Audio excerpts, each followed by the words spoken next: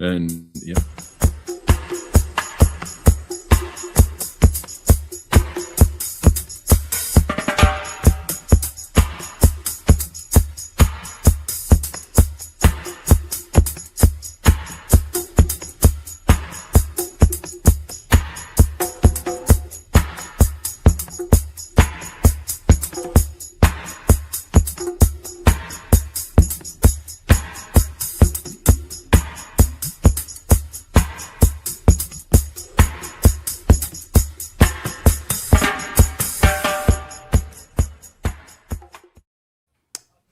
Should we believe in life after love? Welcome, Bob. Welcome, Dead Bob in the hizzy. We have a guest tonight.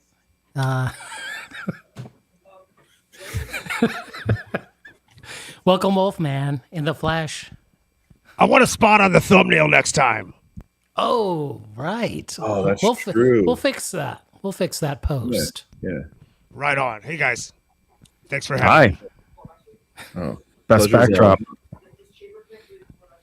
Thank you. I mean, I figured I could be a heavy contributor to this topic, even though I was born after the 90s, but right.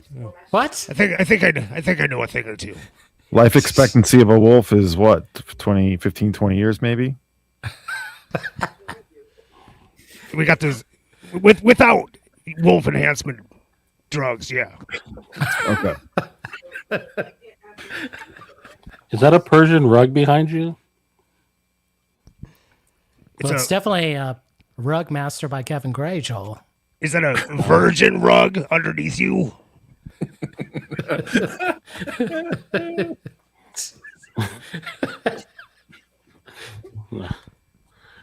Hey, good evening. Look at better looking Joel. Good evening, Joel. Shouldn't have taken that bong rip. Oof. Man. Good evening, Paul. What are we doing here? Right. We're talking about the 90s, you know? Joel was like tired of this 60s, 70s boomer crap.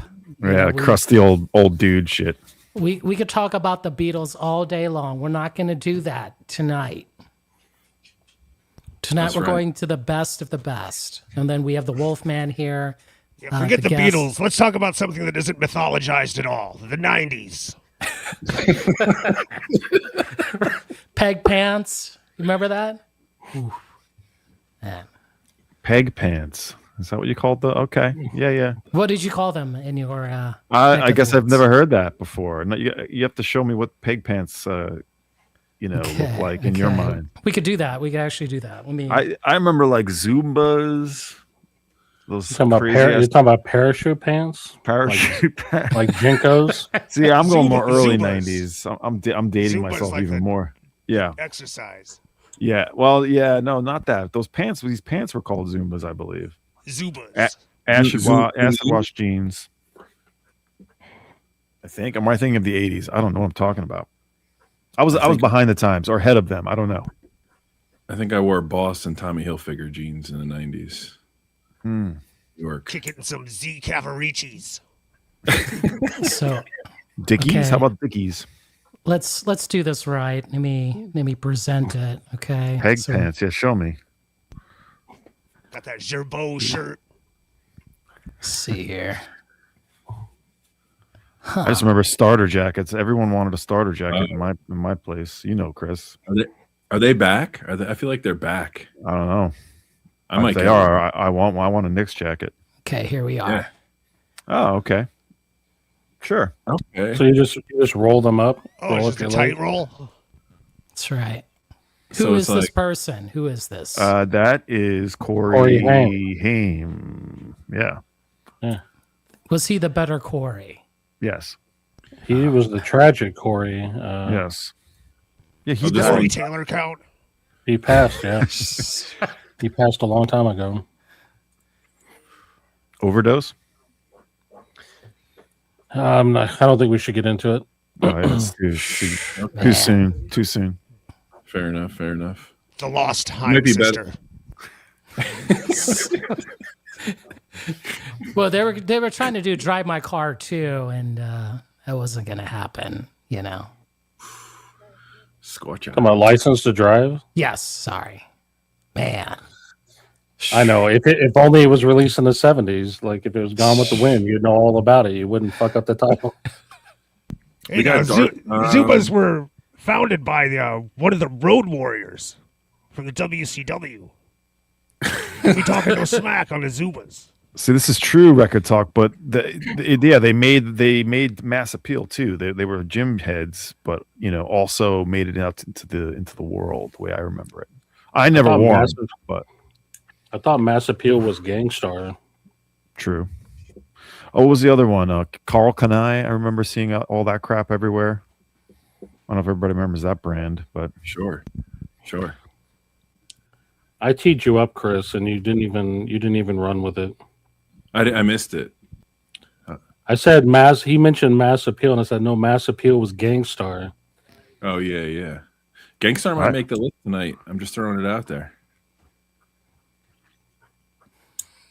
funny. Are Yeah, we ready? I didn't even think hip hop. That was Place silly. your bets.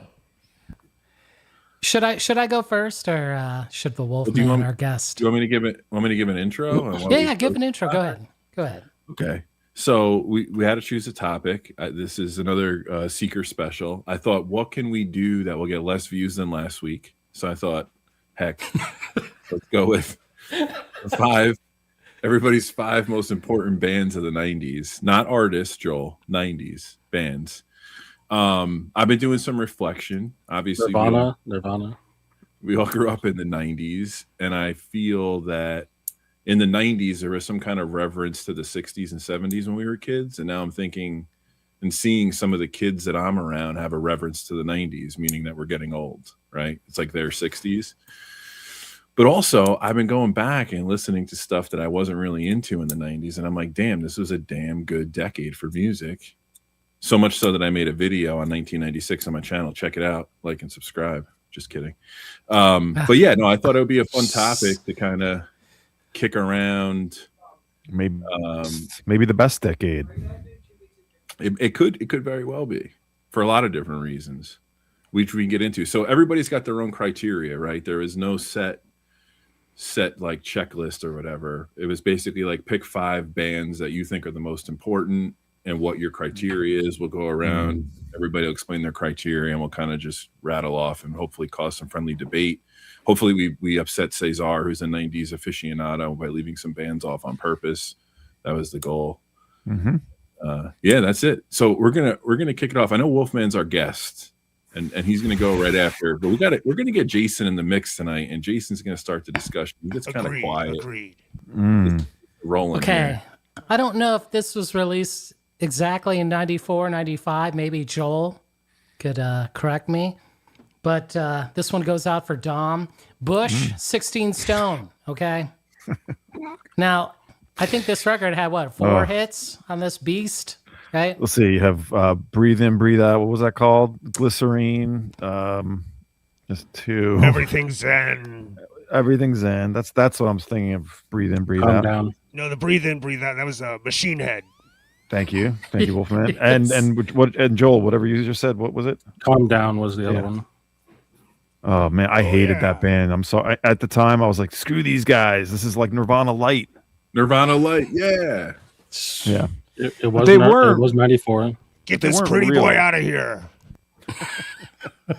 Okay, so Jason, what's important about Bush? Okay. My friend Chris. Chris, if you're watching, it's not your fault. I don't blame you. But you had to hype this record. And we were both learning guitar. And you had to, you wanted to learn guitar. So, we played this record over and over, I could still play Everything Zen in my sleep. That is wrong. Okay? Nobody needs to do that. No one. Machine Head, I could play that. Did you know that, Wolfman? I could play Machine Head on guitar. Good guitar It's- learning song. I can't play guitar, and I could probably play Machine Head.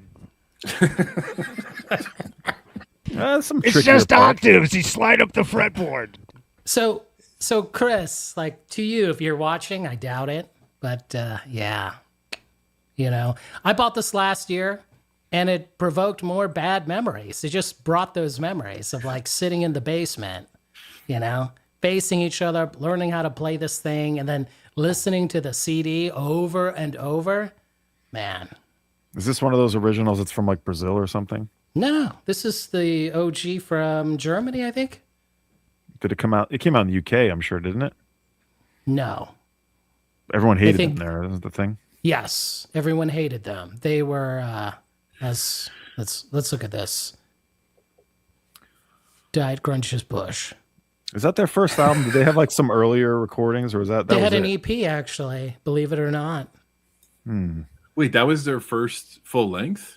Yes. Yeah. I mean, they were like signed, had like 2 well-known producers. What happened to the bald guy? The other guitar player. What happened to him? Yeah, Butch Vig. Is it like he looks like Butch Vig, doesn't he? Well, I mean, it's the drummer and If you the combine guitar those player. 2 guys into one, it looks like Butch Vig. They both are sporting the '90s hair though. Gavin and the other guy. They got that the '90s drummer. hair. Yeah. Yeah. But yo, then David there's- Carson of Ray Gun Magazine did all the typography for that record. What? What?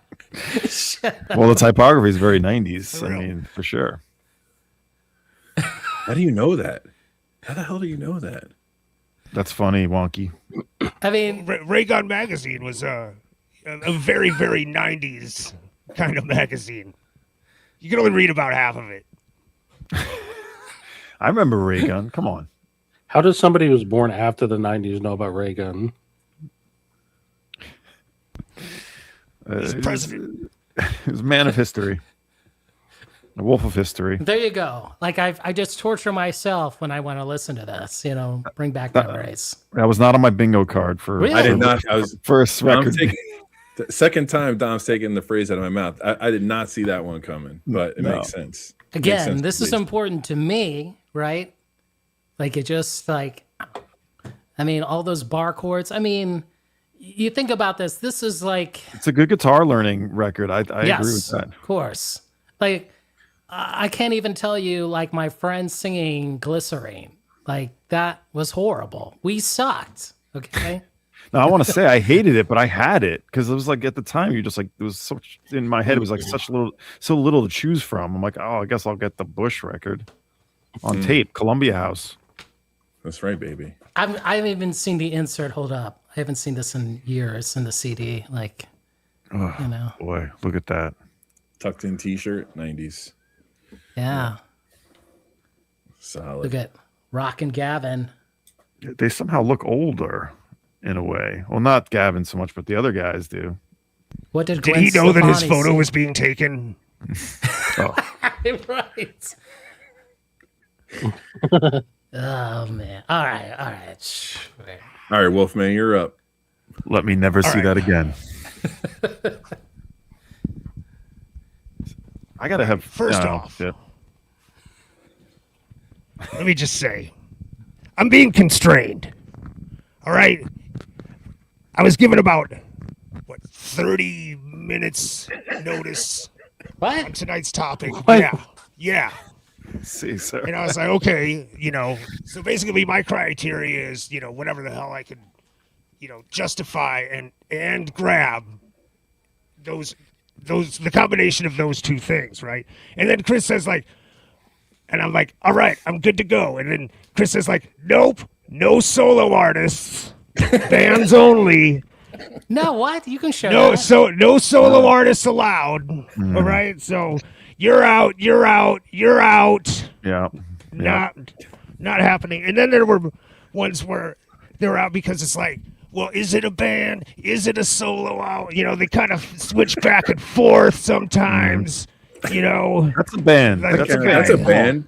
That's a band. This. Orb. So Wow, we're getting some real love for the second Bush record in the chat. all I right. didn't So put in the Blowfish love already. now that I got that out of my system, the most important band of the '90s might be Fugazi. There you go.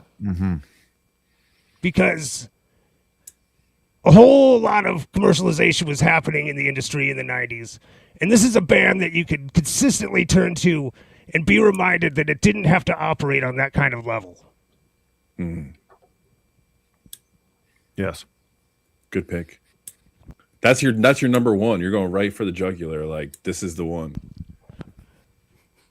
Oh no, it's still number 5.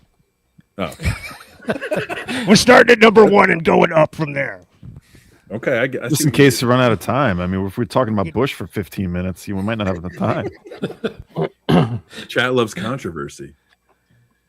Well, there's more to Fugazi, right? I mean, you're going to talk about, them forming Discord Records in. There's quite a bit you could talk. Yeah, how about the fact they just released their Albini sessions this past week, which was Right? a story. I mean, Those have been inadvertently floating around, but Yeah, they inadvertently started a movement that they've later come out in interviews and said that it was never intended to be a movement, right? With straight edge. well, that was with Minor Threat, really, but yeah. Well, yeah, but it's all related, right? It's all like Sure. So yeah, very much Fugazi is very extremely influential. right. And no other bands in the 90s were using a big ass bell in their drum kit. Doing dub in a way that nobody was doing, really, too. It's like the Liberty Yeah, Bell. yeah, they found a way to take punk music and turn it into something new. We talk about, I think, what was it, a couple streams back where we were talking about like what are quintessential American genres, things that were founded here.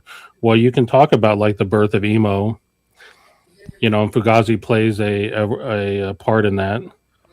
We only get 5. Yeah, so there's Mark's mentioning Rites of Spring and Minor Threat. Wait, we only chose 5? Fuck.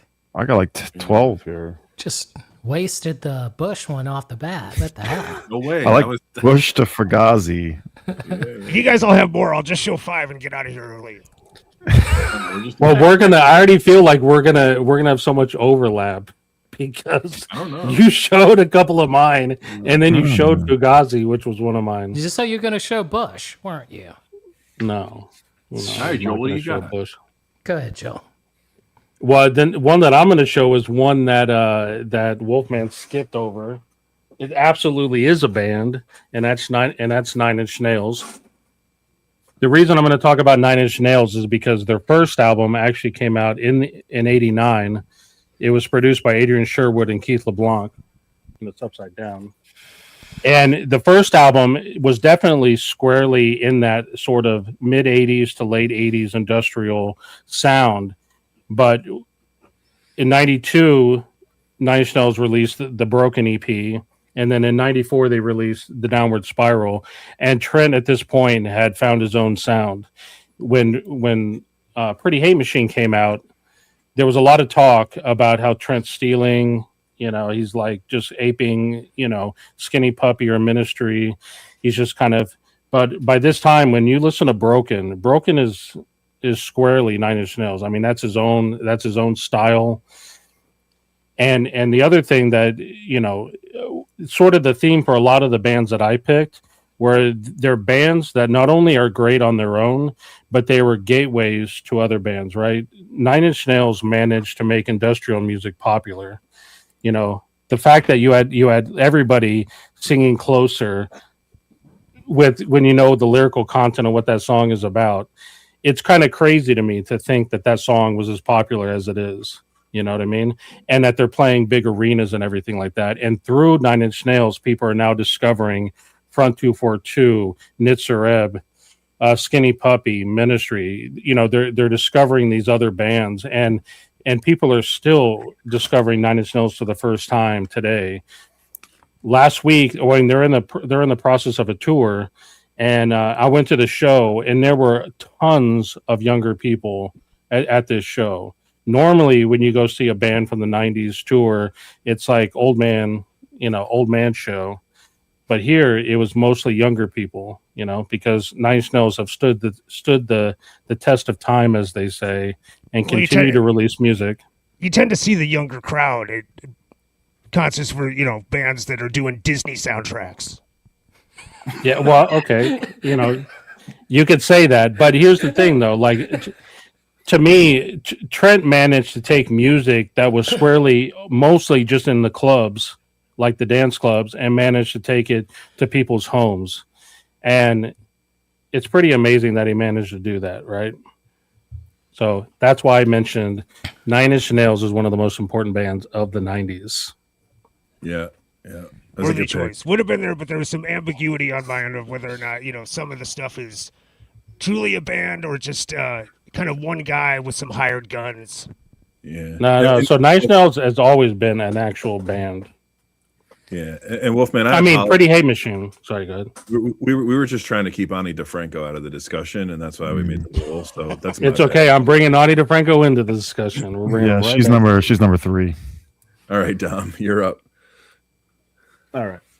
So I went sort of contrarian-ish. Influential records. There's a bunch of bands that I would have absolutely picked, but it's your Yola Tango, Stereolab, Pavement, all bands that have to be mentioned. But I didn't pick any of those tonight for whatever reason, even though they are absolutely to me. But I did go with That Baby. Ooh. Excellent. Now for a low recording output, really, Tweez is not very good. I'm sorry for anyone who loves Tweez. I appreciate it, but it's all about Spiderland, and the 10-inch EP is also great, which is sort of like a companion almost, but partially recorded with Albini, partially not. But this was recorded in Minneapolis, I believe, or was it Michigan? I just spaced, but no, Chicago. Someone correct me. But 1991, early 90s, when Nirvana was just doing their thing, but recorded, I think, in 90. And this is like still to this day, people are finding it and being influenced by it. And it doesn't really sound like anybody else at all still. And I, like many of you, I discovered it from the Kids soundtrack. And when I went to see the Kids in 1996. Good Morning, Captain. Oh, I hate these. Ugh, get this out of here. So I don't like I hate the rounded paper inner sleeves. Horrible. But amazing. Great photograph. First time I saw this, I was just like, I didn't know what it was yet. I knew who Slint was, but the first time I saw this, I had to figure it out. Like, what's this band in the water? And, I figured it out from there. So, yeah, I mean, Great nothing label, like too. it. Minimal, sort of dynamic. When you hear it, it sort of like scares you a little bit. Like that's always a good sign. So, And that iconic photograph taken by Will Oldham, yeah, aka Body Prince Billy. Tweez is just not. I'm sorry, Tweez is very flawed. I appreciate it, but I don't even own it. Very flawed. Sorry, Jose. But And Spiderland. and just quickly, the label that's released on Touch and Go started out as a zine. It's actually a really great label. There's a ton of like super underrated music on that label. Oh, of if course. you want to take some time to explore it. And I was going to mention some other factoid about it, and I forgot. But yeah, never. So this came out, and they were already broken up, if I remember correctly. But you have bands that came out of it. The Four Carnation is great, of course. Everything David Pajo did, who's right here. So a lot of related bands that are good too, but nothing quite matched the depth of this one. Nice. Yeah, Four Carnation is great. I'm looking for a Four Carnation record. So Dom, the theme, it sounds like you say contrarian, but these are 5 bands that are very important that are overlooked or this one for me. Yeah, I mean, I just thought it'd be fun to mention ones that I think are still being talked about today, that are still selling today, that are still being found today. I mean, the other bands I mentioned should all be here too, but I thought it'd be fun to go a little bit underground from there. None of these are very obscure at all. Like, you'll all know these bands, but I mean, obviously we all know Slint. So nice, good pick. Chanks. What I do with that sleep? You ready? Okay. Yeah, I'm gonna get this out of the way, and this is the part of the show where we lose about 26 viewers. So thanks, guys. Weezer. Close. Number 5. Not about music, not about records, but we're coming in number 5 with The Fish. Fish was the fifth most important band in the 90s. Okay. What the hell's going on? Hell yeah. I thought you were going to do Nirvana. No. Once every 2 years. So this is why I picked them. So if I'm looking at my criteria was basically, yeah, you're going to have some staples here. But you have bands that still are relevant today. a draw today, attracting younger fans, like Joel mentioned about 9 Inch Nails being at the show. Here's the importance of Phish in the 90s, in my opinion, music aside. They transformed the touring scene completely. They were the controllers of their own destiny. So you guys all tout indie rock, which is understandable, but these guys conquered the arena as independent artists. They were on their own label. They made their own rules, and we're good to go. Completely influential in the festival scene now. I mean, if you look at their festivals, Coachella, Bonnaroo, Governor's Ball, all of these festivals that have been like kind of the new wave in concerts the past 10 to 15 years is a constant thing, all influenced by them. They're consulted on it. They're seen as kind of like the innovators of that scene outside of the previous historic ones that occurred.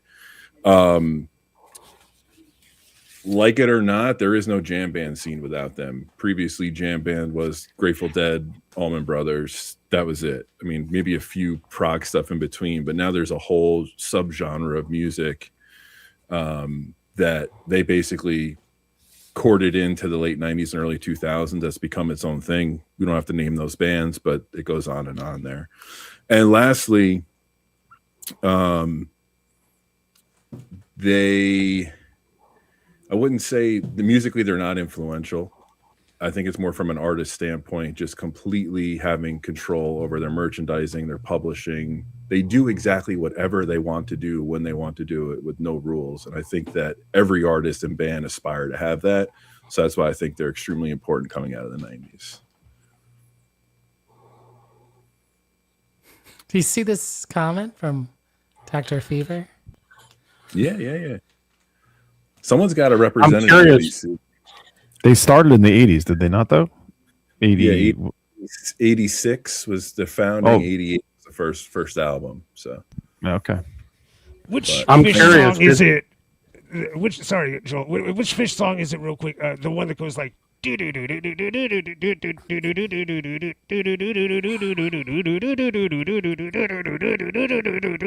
think Chris has it. He's got a handle on it. I got it. That's about 88% of their entire catalog. That's all he was looking for. But it was okay. I thought I heard that one. It sounded more like Devo.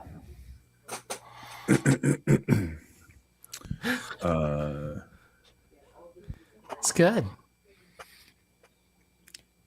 I took a chance. I told you, Chris, I took a chance on them before I even knew what it was. Speaking of Columbia House, the Rift with the guy on the bed. I didn't know what it was, but those are the days where you just like see a cover and be like, oh, that looks weird. I didn't know what. I have no idea what I thought of it, but I don't think I ever listened to it again. Yeah. But Rift is like my favorite studio album. But funnily, there's something else I'm going to show later. I listened to it once and it's like I don't think that's for me, and now I love it's something I'll show later. So you don't have to like them musically, but if you respect artists in control of their own destiny, I don't think you can find a better example. So what I was gonna ask you was in regards to that. Do you know? Did they influence anyone else directly in that regard? Like, did they? Did any other bands see their example and kind of follow suit? Yeah, I think that they paved the way for kind of like that jam scene to start to get recognition and not play small clubs or grassy fields. There, the String Cheese and Widespread, all those guys wound up playing in the Garden on the heels of Phish. Obviously, there's some like newer bands like Goose and stuff like that are selling out big arenas, and they all kind of look to them as kind of trailblazers in that regard. But like the famous story was like they were up for bid for their New Year's Eve run, their first New Year's Eve run in '95, and they basically bid Nassau Coliseum against Madison Square Garden on their own terms, and they won the Garden. Like no one ever held the Garden for hostage, and still really hasn't. So there's just some stuff like in the business side of things that I think that they're extremely important, even if you can't stand the music or don't listen to it. Like you have to put them in a different class. So. Were they doing the jam thing from the beginning? Or were they more of like a normal kind of song structure type band? Well, there was song structure, but they were compositions. So, if you hear like there'd be like an 8-minute song on an album that was composed And those evolved into jam. Obviously, they're influenced by the Dead and Zappa and things like that. They were more of like a straightforward rock band in their performances till like 93-ish. 94, they kind of stretched it out. And then there's different eras of it. Then by 97, they really got like funky and spacey and put things out. But so it's like when people hear they're a jam band, they are to a certain extent, even though I hate that term. But like if you listen to their albums, they're compositions, they're long compositions in a lot of cases. So, all right, that's enough on Fish before we lose more people. All right. This Jason, one released in 1997. My roommate and I at the time, we partied very hard to this record. That's how I'm going to say it, right? We partied because this thing had a groove and it had like a very like down tempo mood. I'm talking about 1997 Morphine Like Swimming. Man, Nice. we saw them twice or three times on this tour. Interesting you picked that one. Okay. One of the best shows I've ever seen live. I mean, 3 people, holy crap. You know, they did this jam where they were all hitting the triangle, okay? The triangle. Sounds like Fish. That's right. Did they all have their own triangle, or were they hitting one triangle? One triangle. Probably one of the best shows ever. Like, honestly, they don't get recognized because, you know, their time was cut short, right? Mark Salmon, the singer, he died on stage. That's tragic, you know? But, and then like no guitar player, right? Bass player with what? 2 strings, drummer, saxophone player. Like, When you have 3 men playing one triangle, where else can you go? That's right. So I guess they had to end Wolfman, right? They just had to end. That's a Only good one pick. thing that you can do on stage to top that. I'm so glad this got released on vinyl. But I think, 2022, right? So 4 years ago? There we go. I just sold that recently. You did. Yeah, You just decided you didn't need it. correct. I still love this one. I got that too. Like that one's different. You know what I'm saying? That was like a different, they're trying something else because this was a failure, right? I believe. Like this was not a success, which I feel bad, right? This was supposed to be their like big breakthrough. And I think that's my favorite, probably. yes, that one's good. That's the classic. But if you've never heard this record, I highly recommend it. You know, there's nothing like this record, you know? That's Nice. true. Absolutely. Follow that wolf, man. Morphine. I'll try. I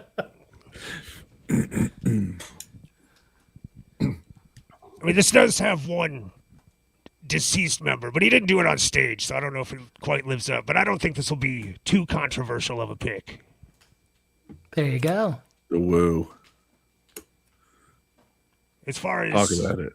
important rap records in the 90s, this really, if you look at it, this really settled. What's happening? This settled the East Coast versus West Coast debate.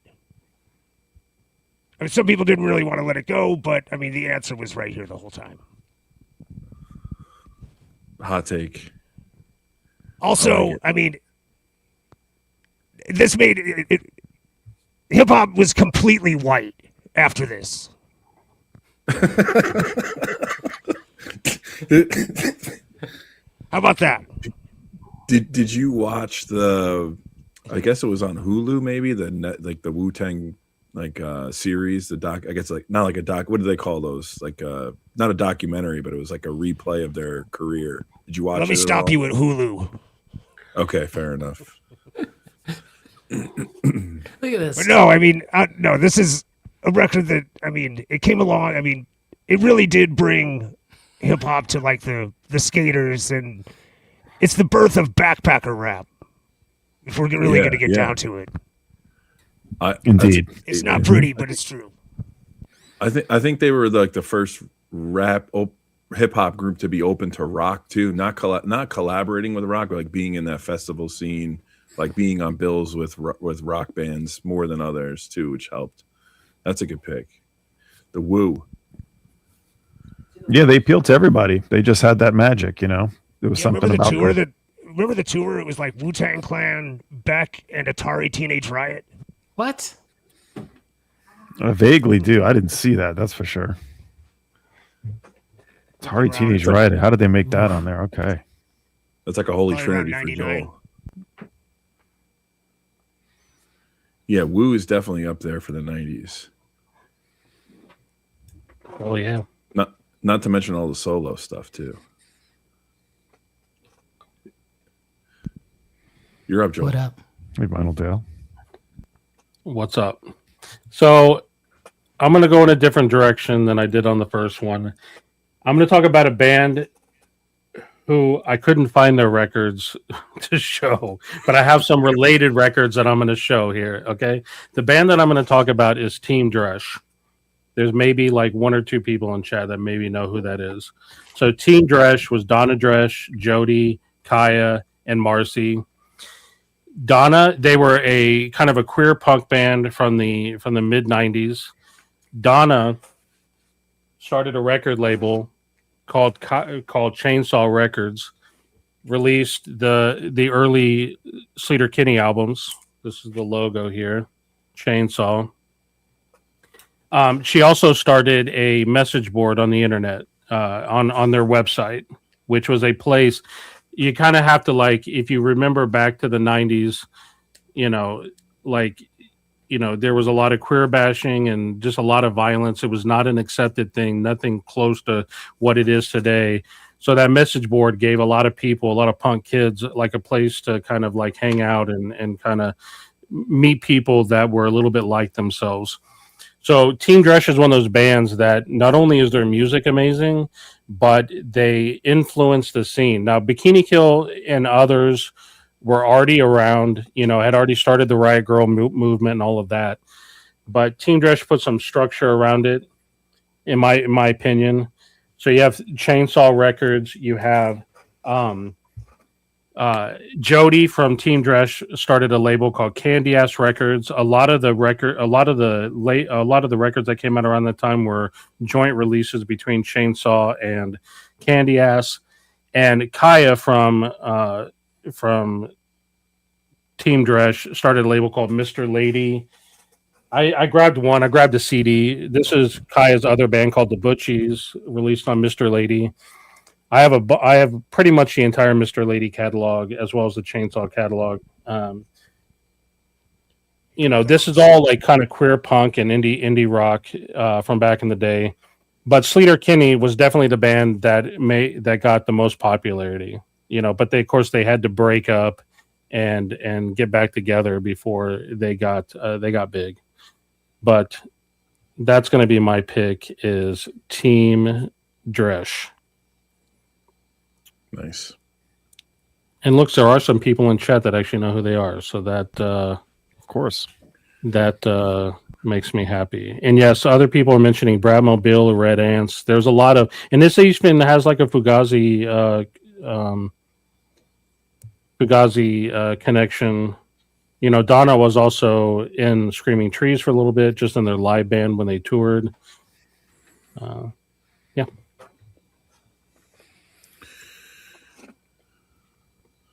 Good I think pick. the Red Ants actually Good pick, Joel. hold the record for the shortest music video shown on MTV. Really? And Alan mentions Heavens to Betsy. That's the band that predated Sleater Kinney. Heavens to Betsy. They only had one full-length album called Calculated.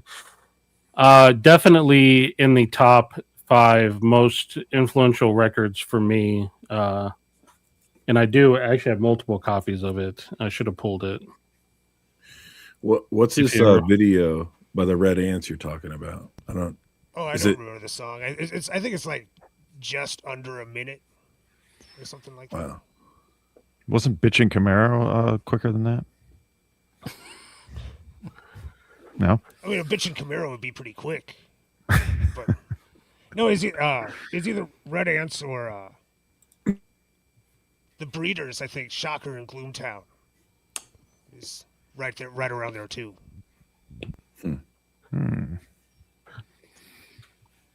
Interesting. Op Ivy, maybe. Op Ivy was on lookout, weren't they? Yep. They were on lookout. I know that thing by heart, but I'm not Really? showing it. Oh yeah. I love the ska. I loved the ska in the mid '90s, even though they were more ska punk. But Are you going to show Mighty Mighty Boss Tones next time? Is that what you're saying? the first band I ever saw live. Oof. And yes, I saw Skank and Pickle too. No, I'm going to pick something. Hey, my '90s history is very weird.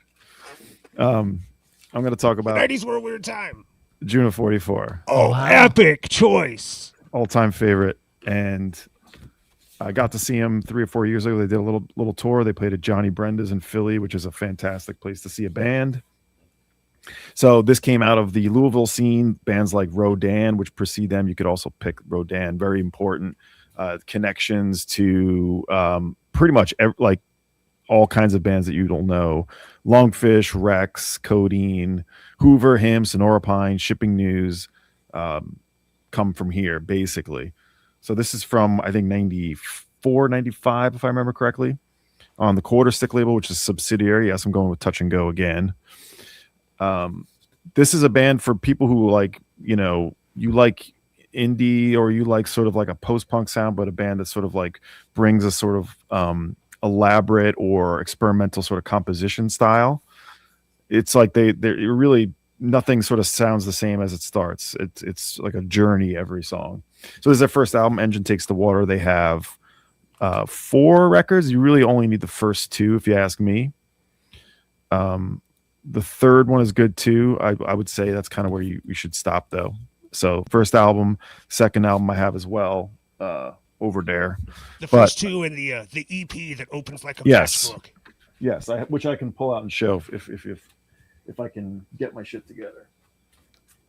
It's not as important that I show those 2, but they're here too. Yeah, they're here too. The matchbook one, which I'm forgetting the red cover. Here, I'll show you. Oh, there we go. Wolfman pulling a Dom.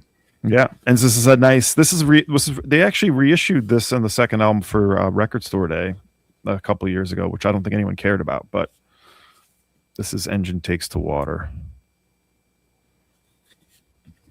So let's see. I don't think there's anything else to talk about. But yeah, on the Quarter Stick label, one of the earliest Quarter Stick records. Look at that. Paul seen them early. There it is. Oh, that's badass. Yeah, my favorite song of theirs is on the second album, if I remember correctly. So cool. Yeah, this is the second album, Tropics and Meridians. This is actually the reissue. I have the original, the first one, the reissue of the second. I'll tell you the name of the tune if anyone wants to listen to this song. It's a great way to start, I think. Of course, it's hard to find. Oh yeah, Arms Over Arteries. Great one. Nice. That's from Tropics and Meridians. Either of those records are great ways to go. There we have it. Albums, Ivan. Right. Influential, I guess. Yeah, everyone's sort of taking this in their own direction, which is nice. I think Sean was saying that. That's how we do it. Mm-hmm. This guy. I do have a Denton, Texas band here. Jose. This is what I predicted was going to happen in chat. Everyone getting upset about like, why didn't you mention something that I like? Oh, that's the nature. And of it. then, like, I'm going Jose, of course, like going ape shit on everybody for not mentioning the bands that he wants to have mentioned. My theme was, were you reading Rolling Stone in 1998? And that's the bands I picked. All right. So all these bands are from 98, even Fish. No. Impossible. All right. This one's for Cesar. whatever. You could be hipster and say like, "Oh, they're overrated. That's bullshit." I know Jose's gonna have some strong opinions about their best album, but I got to go with Radiohead as one of the most important bands of the '90s. Like, can't deny it. Just stop it. Hey, show Pablo Honey. Get a nice close up of Pablo I'll Honey. show Pablo Honey. What was that box, Chris? What was that? This is the OK Computer box, Oh, okay. which has all types of goodies in it and cassettes and all that stuff. Yeah, Have you so listened to I cassettes? think excuse me, I don't have a cassette player. I think this record, as cliche as it is, really pushed the boundaries on alternative music for the mainstream. So obviously there was experimental and avant-garde pop and rock going on before these guys, but to do it in the fashion they did with such popularity, I think was extremely important. I think they're contrarians. I think they stick to their guns as far as what they believe. Definitely busted open the gates for people that maybe were not willing to move outside of their comfort zone. I think when you find Radiohead, you work your way backwards in a lot of cases to see what they were influenced by or what might be similar from a previous time, which is a plus.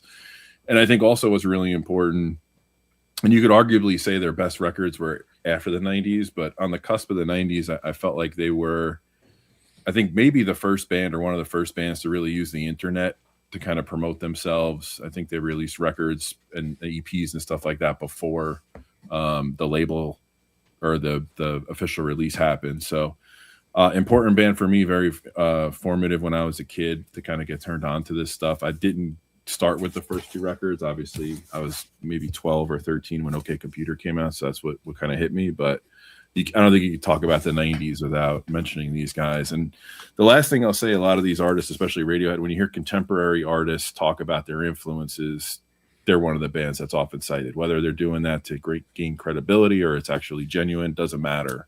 They're kind of put on that pedestal. So that's my pick number 4.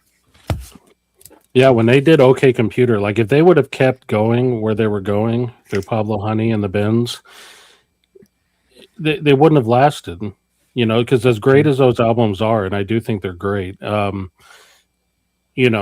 kind of sound was what a lot of people were doing. OK Computer was something new, something that like no one at the time was really doing. Yeah. And they showed that, like, listen, we don't care like what people think that they want us to do, right? We're not going to make another Creep. We're going to do what we want to do. And they showed, like, listen, we have more fans than ever because OK Computer and Kid A, they're two most popular albums. They're the ones that everybody wants. Like, people come to the store all the time. OK Computer is still their best-selling album, along with Kid A. Yeah, people are going to the store and buying the bins, What Joe Carbon Records said was true. Like, that's how I found out about a lot of underground bands. If it was from someone like Radiohead or Bjork, or of course Sonic Youth, we should talk about Sonic Youth. If someone's going to talk about them. Sonic Youth was a gateway to all kinds of things, as well as Nirvana. So that's what I think of Bjork and Radiohead for me. Radiohead had amazing music videos off of the Bends and OK Computer. Those two albums had amazing music videos.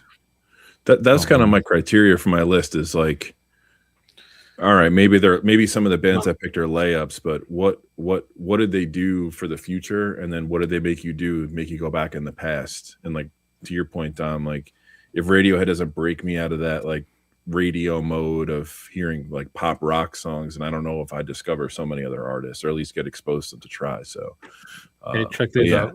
Yeah, they definitely turned me on to other bands. I'm sure of it because I was listening to them heavy too. Do you know these? People is easy. Yeah. I have. I never had them on VHS. I think I wanted them on DVD. Then I have like digital rips of them. The Meeting People's Easy was awesome. Yeah. I had that. I might still have it. Yeah. I would say too, like the lyrical content on OK Computer. As like a kid, I didn't understand it. When you go back and listen to those songs and the lyrics, you're like, damn, they were talking about some heavy stuff, a little bit ahead of their time. I don't know if it was they were the first to do it, obviously, but they were the first to get commercial success doing it. So that was a plus. No, they were definitely onto something else with that. You could feel it. Even me being pretty young at the time, you could feel it. It was something better, something more advanced. Yeah. Yes. Michel Gondry did some of the Radiohead videos. And check this out. Michel Gondry? A French director. Gondry, look at this. Yeah. My copy of Amnesiac doesn't have the little dude on the book. Why? I don't know. I've never seen another one like this. Mispressed? Spanish pressing? What is it? It's just a regular press that I bought and How much you want for it?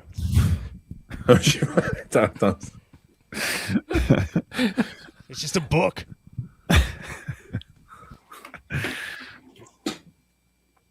All right, Real House. All right. Not a bootleg.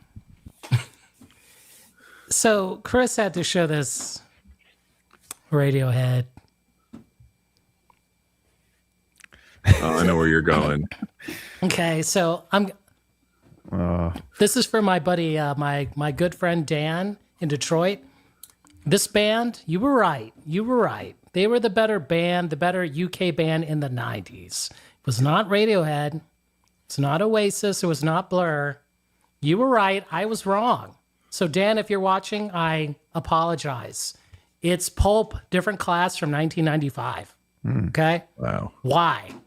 Because this cover rules. You can just change the cover all day long. You don't like this cover? You just take this out, and then you keep on taking the wrong one out. This is awesome. You just like, nope, I want to see the shagging. There we go. Not good enough for you? You just take it out. Then you have like Misery here. Yeah. You know, you don't like this one? Just take it out. You know, Diner at 3 a.m. that's right. Sad times. Whoa, naughty, naughty. You don't like this one? I like all of them. Did they do one cover for every track on the album? I think we're at the end, eh? But I never appreciate them. You know, I feel bad. Dan, you were right. I'm sorry. Like they were the better songwriters. And Jarvis Cocker better live than Liam Gallagher ever will be. Like he's a performer, you know. Like when I saw Jarvis live with Pulp during that reunion tour, I was like, oh my gosh, this guy is James Brown reborn. You know, look at this. Jose's like, is that cover mint as fuck or what? This is what we call in the vinyl community, Jose, VG++. Plus. Right? Yep. Just a little edgeware. I mean, the fact that this has survived Top all this copy. time. I mean, What year is it? 95? 95. 95. Okay. This thing I remember does that not, being everywhere. I didn't quite get it. I mean, or not that I didn't like it. It just didn't like get to me. I Really? knew what it was. I just didn't absorb it then. I didn't even show the best picture, like this one right here. This one. Oh, man. Yikes. They're all good. Very good. I know no one's curious. How does this sound? Because there's a lot of music on one LP. Sounds like poop. Okay. I bet you the CD sounds better. There's a modern reissue or what? No, this is the OG. I know, but there's a modern reissue, right? Yeah. All the reviews for that have been like, this is worse. This is worse than the OG. Right. I was like, what? That can't be. That's on 2 LPs. How could that be? But here we go. That's a streamer. Well, again, Dan, if you're watching, you were right. I was wrong. Like, I was totally wrong. So there you go. Good one. I knew you were going to go there after. Better than Oasis. Better than Blur. I promise. He's a better songwriter, Jarvis. Maybe. Dan, you were wrong. It was not Pulp. It's not Blur. It's not Oasis. It was My Bloody Valentine. Yes. All right? I mean, why is this even a question? In terms of, like what Dom was saying earlier, you know, about people that are still, or even Joel, people that are still discovering this and hearing it for the first time, still being influenced by it. This is still driving an entire genre of music that is absolutely blowing up right now. And it's been out for how long? 91, so 35 years. And one of Trey Anastasio's favorite albums of all time. So, Really? yeah. Did not know that. This is the tone that everyone should aspire to. I still need a copy of that. Somebody sell me one. Really? Yeah, I just haven't. I should have got it when it was. It's expensive now. Oh, like if you I want know. the original. I got to go to When's Den it- Bosch for that, I guess. Well, a There's a friend of decent mine. reissue, though, right? Yeah. I just haven't went there. I have one My Bloody Valentine record. I'll tell you a quick story, Dom. Friend of mine who does the covers for the Black Keys. You know, he won a Grammy. Yes. He's the drummer's brother. Used Kids Records in Columbus, Ohio. They had 2 copies of the UK during Record Store Day, and my friend, he bought them both. And then, like, we're walking, you know, away from the store, and he's like, "Look what I bought! I had to buy both of them." And I said, "You know, you are evil, right? You are evil, right?" He had to buy both. Yes, Nice. Does he still have both? I'm pretty sure he does. What a scoundrel. Let's talk. I got a box full of Foreigner records right here. I think I'm kidding. I mean, maybe not Foreigner, but you know, how about some Billy Squier or some, you know, these are not Jim Sticks. Steinman? Some Sticks. How about some Sticks? You know, Are you going skeet shooting with those later? no, this is my new scheme. Hustle and Dom. No, we'll talk about that another time. Fair enough. I like dropping hints. Here we go. Explain shoegaze to a boomer. Ageist comment by me. Wolfman, go. All right. Get as many effects pedals as you possibly can chain together while still getting a signal through them. And turn them all on at once. And then strum the like an guitar open and chord. twist the knobs. I watched a video of a guy showing like how to play shoegaze guitar chords. It was the most hilarious thing. It's like, this is the shape you have. Like, forget about what notes. He was just like, just hold it here and then slide up here and down there. Like, yeah, turn all the pedals on. You're golden. And he was right. He was All right. the pedals. Hold on to the whammy bar while you strum. Yeah. So Who's that's next? next week's top is his greatest shoegaze albums from the 90s. I think it's Joel. Yeah, shoegaze is one of those genres where it's like, show me 2 shoegaze albums, there'll be nothing alike. So the next thing I'm going to show is going to be really obvious, but I'm going to take you on a little journey through it. And the reason I'm going to do it is because people do this with shit from the 70s all the time. So we're going to do it for the 90s. This journey starts in the 80s, though, right? It is going to start in the 80s, but it's going to be straight 90s. Okay, so just bear with me. Starts with Green River right here. Mark Arm, Stone, Jeff, and Bruce. Okay, up in Seattle. This band breaks up. Mark Arm goes to forms Mudhoney. Stone, Jeff, and Bruce go on to form Mother Love Bone. And I don't have a record to show because it's in a box. Okay, but they go on to form Mudhoney, which was kind of a glam rock band. Right before they sign a major label deal, before the album gets released, their lead singer, Andrew Wood, passes away. His roommate, Chris Cornell, mourns the loss of his friend, writes a bunch of songs, and he gets together with Stone and Jeff, and they record this album, Temple of the Dog. Yeah, where's your map, Joel? Come on. You should have a map. At the time that they're releasing this album, or they're recording this album, Stone and Jeff, are making some other songs or whatever. They meet Eddie Vedder.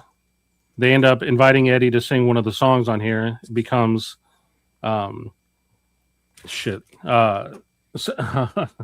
Strike. Sorry. Obviously blows up on MTV. After this is released, of course, we get the first Pearl Jam album, 1991, 10. And that's my band for one of the most important bands of the 90s is Pearl Jam. One, because they also stand the test of time. I'm not doing a PowerPoint, Johnny Fever. But this is because Pearl Jam, it meets my criteria of they're a gateway band, right? They influence a lot of kids, a lot of 90s kids to go back and discover bands like The Who, like the MC5. What does that sound? I don't know. And they also influence people to check out Neil Young, right? They bring Neil Young up on stage. They still play "Rockin' in the Free World" at the end of like 50% of their shows. So they know how to pay tribute to their elders while still being one of the strongest bands of the 90s. And being elder. And being elder themselves. Do you see Depeche Commode's comment here? If he's going hungry, all the bread not going to help. Anti-carbs. Yeah. But Soundgarden, also one of the most important bands of the 90s. I know everyone making jokes and everything like that, but Can we back up a second? Because go ahead. I think I misheard. Did you call Mudhoney a glam rock band? No, I said Mother Love Bone was. Okay, Mother Love Bone. Okay, thank goodness. Yeah. Mudhoney is not a glam rock band. What I'm saying is after Green River, Mark Arm went to form Mudhoney. Stone Jeff and Bruce went off to form Mother Love Bone with Andrew Wood. And they were basically a glam rock band, right? I mean, Andrew Wood, sort of like that, that Motley Crue type of music. Yeah, so who knows? I mean, the 90s would have looked a whole lot different if Andrew Wood doesn't pass, right? Because we're not getting Pearl Jam, we're not getting Temple of the Dog. Who knows what ends up happening? I never thought about it that way. Yeah, and I mean, and for all of us that grew up in the 90s, right, we're dealing with a lot of death, right? We got Shannon Hoon passes, Kurt Cobain passes, Andrew Wood passes. There's a lot of death that we're dealing with, not unlike what they had to deal with in the 60s and 70s with Jimmy and Janis and all that. But somehow the members of Pearl Jam. Brad Knoll from Sublime. Come on. Yeah, Brad Knoll. Mm-hmm. Tupac. Biggie died today, but nobody cares. But Tupac died. I'm just kidding.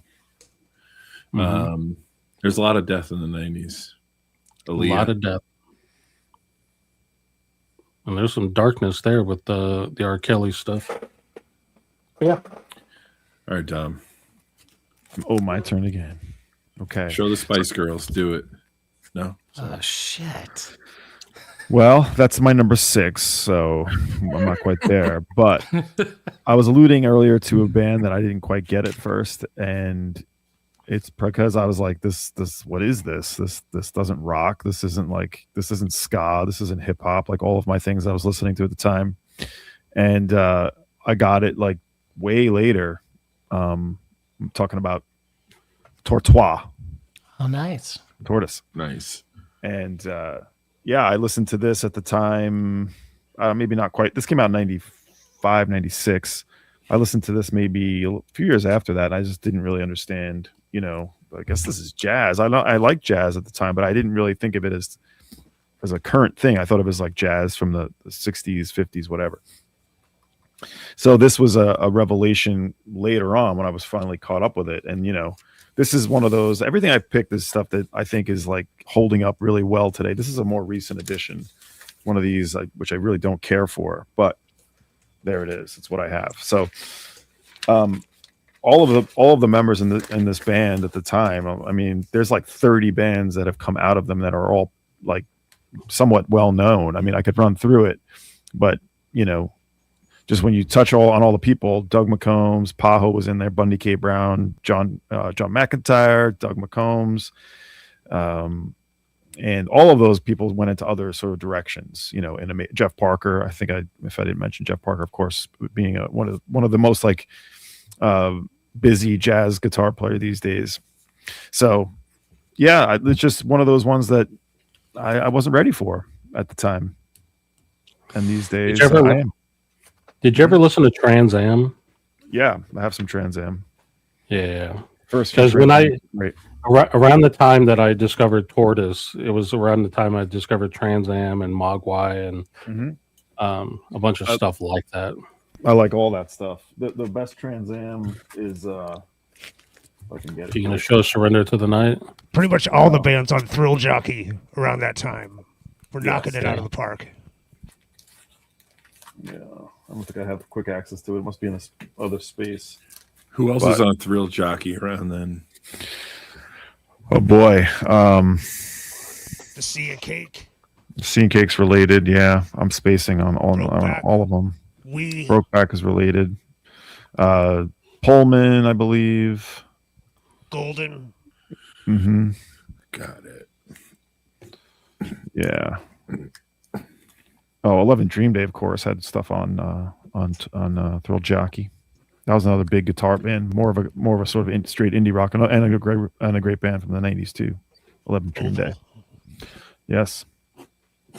Yeah, Mark Boyd mentioned Quasi that had a Sleater-Kinney connection. I got some Quasi here. That's another. For a while, I was listening to them quite a bit. Yeah, I got to see them. They played a Fun Fest. Who are they connected to, Joel? Quasi. They're connected to Sleater-Kinney. Well, also a solo artist we can't talk about in the 90s because he's a solo artist. Elliott Smith? Correct. Yes. Wait, what's the connection with Elliott Smith? Sam Coombs, one half of the band, played in his. Oh, that's right. He was in. Okay. When I saw Elliott Smith, he was playing with Sam Coombs was playing with him. Yeah. I'm glad I got to see Quasi back in the day. They came and played Fun Fest, was a festival that happened in Austin every year, and Quasi came, and it was just very cool. This was after, I think this was after Janet's accident, or was it before? I can't remember. But anyway, Mark, really that's cool. actually how I got my copy of TNT. From John Cusack. You're in the store. Yeah, Jack Black. Like, what's this? No, yeah. It's a brand new Tortoise record. I was like, TNT's great. The self-titled album is great. I love all those. Yeah, and the new one. It's all around Tortoise, the latest one. I know a lot of people really liked it. I didn't quite get into it, but it was definitely different. I definitely were trying some ideas, some new ideas. Yeah, Ovals. That's a classic.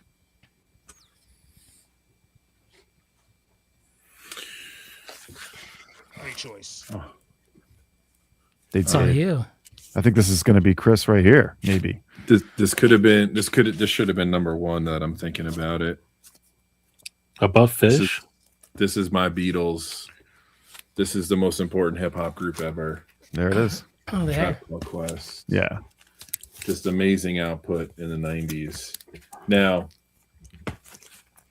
what did they do that was so amazing? Well, there was this shift from a narrative in hip hop.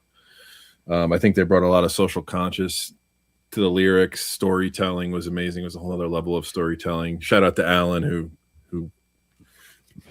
put that up right before I showed my records. I just saw that. Sonically, Q-Tip is. I know they collaborated on the production, and they all got credit, but it's Q-Tip, the brains behind the operation, who went on to produce so many other artists. Obviously, they also kind of, I wouldn't say gave Jay Dilla a start, but they put Jay Dilla on a pedestal, discovering his early work. I think they're heavily responsible for a resurgence in jazz and certain 70s funk, specifically with like a younger generation. I know that's how I've talked about it before. It's how I got into jazz and some of that music, looking at the samples, and it's timeless. Like, you drop them now to somebody new, and it's beyond putting a label on when they released it. So, I mean, to me, hip hop wise, nothing better. I know Wu-Tang's super important, but Tribe is way up there for me. And again, another one of these artists where you hear modern musicians, artists talk about Tribe and the influence and the production and all that stuff. So Tribe Called Quest is number 3 for me. Could have been number 1, but the other 2 bands I picked are pretty good. They would be in my list too. I knew you were going to pick them, so I'm like, I'm going to let Chris have that one. Thank you. Appreciate that. Where's the De La love, man? There's plenty of love for De La. There's a lot of love for De La, but I don't know. They just don't have this. I don't think it's quite as timeless. Like you put on some of these Tribe records now, and they still sound so fresh and like just immediately put you in a good mood. You know. Yeah, I mean, I'm not downplaying De La at all, but I think losing Prince Paul or breaking from Prince Paul probably caused some issues for them. And I don't know. I mean, it's all one collective. You know, you got to have a winner and a loser out of that whole Native Tongues movement. I mean, that's taking anything away from De La at all, but I can't put them above Tribe. I don't know. But I love De La. All right, Rojas, number 2 for you. Okay. Let me say this. You're as more unpredictable than anyone here, Jason, tonight. Like, I have no idea. They're this band, they're not popular now. I feel bad. Back in 94, 95, you were the best. You beat all Wilco records. Oh. The first 2. Oh, come on. You were better. Okay? I went to see you 3 times, Sunvolt. Okay? Wilco, man, Wilco was like light beer on AM. You know, you drink that light beer. Hey, like, what's wrong with light beer? Casino Queen sounds good. You don't wake up with a hangover. Passenger side. Ooh, you know. Get to bed early. Even Jeff Tweedy admits in his book they were no good compared to this record. They were just not good enough. And it challenged him, right, to do Being There, which is good, right? I even went to that tour. You know, it was good. But I remember this tour quite a bit. Like, I've never forgotten how good this was. And yes, Jay Farrar never, matured. I feel bad, but it's a good memory to me, Like every band, like Sunvolt, you beat, who's that guy, Ben, what's that band, the trio? Ben Folds 5. Ben Folds 5, yeah. They're fun. I like them. I'm so glad, Sunvolt, you beat them all the time. What makes you bring them up? You're talking about just, because they toured together. Okay. Yeah. But I feel bad. The other Sunvolt records, they don't compare, So, and now Wilco is like more revered, everybody, basically sucking the tit off Wilco, Jeff Tweedy this, Jeff Tweedy that. Yep. Gross. But no one's going to the first 2 records and saying that, though. Let's be fair. It's true. That is true. You're right about that. We're fanatics from Summer Teeth on, probably. I like Being There better than Summer Teeth for myself, but then after that is when the best records come. Yeah. Summer Teeth I always found to be a little too slick, but yeah, it is. I enjoy it. I mean, don't get me wrong, but so I have a confession to make. 2 things. Wilco was going to be 5 instead of Fish, but I knew you were going to pick Sunvolt, and I wanted you to have that moment. And really, Wilco's not 90s influential in my opinion. I don't think they're influential till the 2000s. So I nixed it. I love Star Wars, Jose. A fun fact: the CD sounds better than the album, even though this is worth a lot of money. Oh, you're getting that new edition, right? Did that already happen? Was that Black Friday? Yeah, that thing sounds like trash. It sounds like trash. It does? You want to just burn that. You want to... Damn. So what's that? That's the Ridge? Yes. And that sounds good? Yes. Well, it sounds better than the reissue, but it doesn't sound better than the CD. Well, I'll do a video on it. Mm-hmm. Nice. You're racking up these videos you got to do. I know. It's a lot of work, Jason's going to do one every day for the next 3 years. Back in the saddle. That'll be awesome. Well, I remember when we were talking about CDs that don't exist as records, and what are the CDs we'd love to see come out as records that have never been. I remember somebody saying it's kind of weird to think that because these records were made at a time when CDs was the format. So it's weird to almost reissue something on vinyl now in its unintended format. You know, you have to think about how it was supposed to sound, and so it was supposed to sound the way a CD sounds in a sense. So that's Vinyl sounds better. Well, it does, and I agree. But I'm saying like that's an interesting take or an interesting viewpoint to think about. Boy, I think a lot of CDs sound great. I don't know. I think when you got to do that Weezer shootout, Jason, the Blue Album. That's the one. Wow, that one's I don't You I don't remember. did it, didn't you? Well, we did the like the reissue. Yeah, I did the MoFi. You can do the coloring book, the coloring original. book version. Well, I mean, the worst thing, I think we may have talked about it, but I didn't do the video, was that the Blue Album off the box set is better than all of them, which is disappointing. So that means you have to buy the box set. Which box set now? Like the Blue Album box set? Yeah. It's Yeah, better. yeah. It's better. So it's separate mastering. It's not the same as Right. You know. It's even separate from the half speed, which is messed up. I can't even.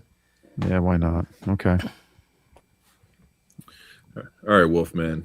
everybody looking for the best sounding copy of a record to play on their mediocre ass gear. Yeah. Was that Fudge Tunnel? You have the Fudge Tunnel? Or no, it was AC, wasn't it? So, and you know, Wilco's got one song. It's good, but right. And you know, I was thinking about actually including Yo La Casino Tengo on Queen, this right? list. But you know, I just played it on my stream, and like I don't know, there was a big love fest around there. I was like, you know, that had its moment. So let's get back to records and artists that really propelled an entire genre. I saw this mentioned earlier, and I have to agree. Yeah. Portishead. Good choice. I mean, it still holds up. They're still using the songs. They're still getting licensed today. So Yeah, Portishead's and great. it sounds good, man. Who doesn't like this? Who doesn't include this on their Freaky Jams playlist? With Sade. What is it about them that you think makes them timeless?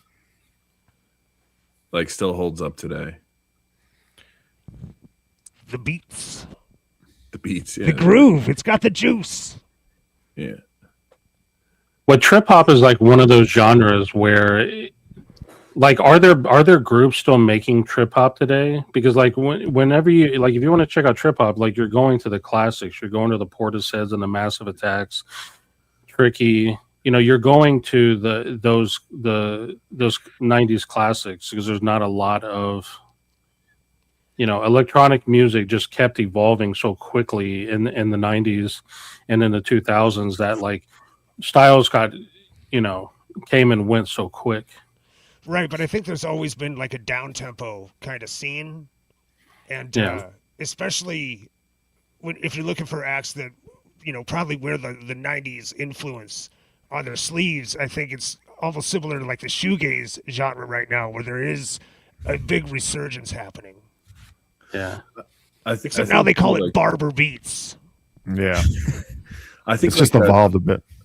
The Portishead stuff and like DJ Shadow, it wasn't slick either, which it had some soul to it, right? It had a very warm feel, whereas like some of the electronic music just got a little too computerized for me. It got too perfect in a way.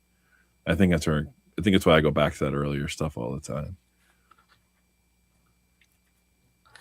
Well, my next pick, I don't have anything to show. I just went off camera to try to find it, and I feel bad.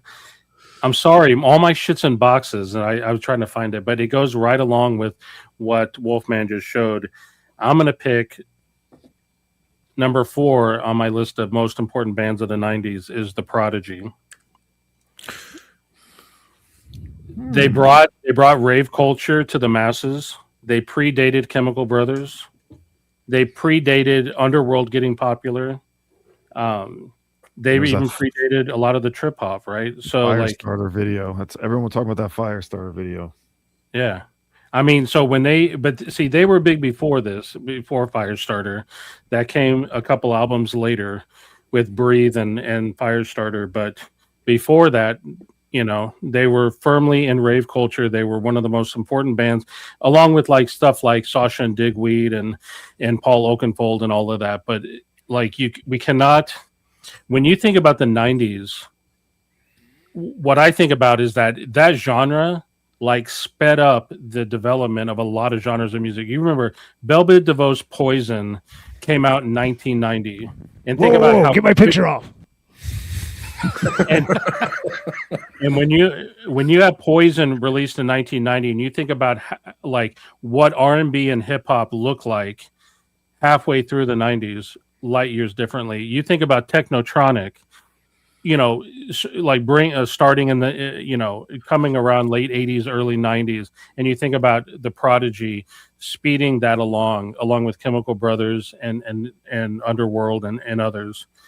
What electronic music looked like in 1990 versus 1999, light years different. So yes, music for a jilted generation, that right there, to me, that's where you start with the Prodigy. And you go from there. So I say the Prodigy. Jilted Generation was their second record, right? Yeah. I'll say this: working in shops, all the shops I've worked in, Prodigy reissues would always sell. Crazy. Yeah. Like still consistently over the years, up until a couple of years ago. If there's more than one guy in the group, why aren't they called the Prodigies? Is that the Prodigy is actually one of the members of the group. Like the guy that hangs out in the back behind the decks, he was the Prodigy. Then there was Maxim Reality and that Keith fellow. Keith Flint, yeah. Keith Flint, yes, thank you. okay? I got it. The first album was the Prodigy Experience, and then went Music for a Jilted. Those two were before they really hit the mainstream, and then with Fat of the Land, they hit the mainstream with Breathe and Firestarter, hitting MTV and all that. No, it's an insightful pick because it's one of those that's like not necessarily like top of mind when you think like just the 90s in general, but like you're absolutely right about it. Predating a lot of the music that kind of surpassed it, like in terms of like the Chemical Brothers, yeah, the Crystal Method, Fat Boy Slim. Yes. Yeah. Yeah, so all of that, and even I don't know if it influenced Ben from Everything But the Girl, but it predated that as well, like them going dance. So were they a catalyst, or they were just too early, or both? Well, they were born out of the rave scene, right? So like, and they created a new style. I think they call it big beat. Like they made a different. You talk about like what predated it was like house music, right? They just made a new style of electronic music called rave, and it was born out of the rave. And Grasshopper, that was Smack Your Bitch Up, and that was actually a cover. Smack Your Bitch Up. That's the video I'm thinking of that everyone was going crazy about. Bitch up. Yeah, there is some shit going down in the 90s. Yeah, that's right. And then you're thinking like, and then Train Spotting comes out, a couple years later, puts Underworld, like helps Underworld get ushered in, and people know them. So dance music, yeah. I mean, it predates also Daft Punk. Like they set a precedent for like dance music being in the, in the charts, right? Does a band like Daft Punk get as popular as they are if someone like Prodigy doesn't come first, Oh yeah, and this someone in your chat mentioned Future Sound of London. That was a Wolfman connection. He played that amazing fucking album on a stream. You can go back and check it out. Should still be up. Wolfman, are you going live after this? Yeah. Well, let's see. I'm gonna do it at quarter till. Give myself a couple extra minutes to set up after this. But yeah, right, cool. Secret Spins is happening after the stream. Nice. Very good. All right, Dom. All right. I'm going to show Now, another one. Dom, before you show your pick, are you going to make Jose happy or not? Because he keeps whining in chat. No, I'm going to make Jose annoyed.